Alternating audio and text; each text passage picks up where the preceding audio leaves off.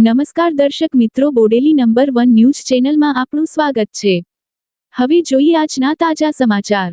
Bodeli railway station ગરનાળાની અંદર ચાલુ રિક્ષામાં લાગી આગ। રિક્ષા માલિકે સમય સૂચકતા વાપરી રિક્ષામાંથી ઉતરી જતા આબાદ બચાવ।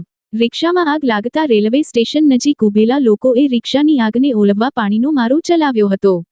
રિક્ષામાં પેસેન્જર નહીં હોવાથી કોઈ જાનહાનિ થઈ નથી। ફાયર ફાઇટરને જાણ કરતા ફાયર ફાઇટરે ઘટના સ્થળે આવી આગ પર કાબૂ મેળવ્યો હતો।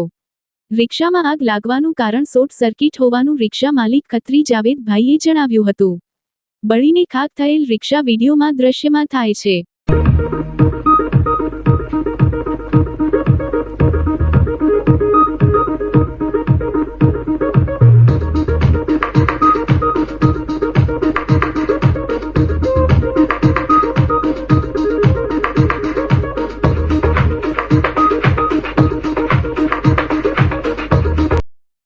અવનવા રોજબરોજના સમાચાર જોવા માટે જોતા રહો બોડેલી નંબર 1 ન્યૂઝ ચેનલ।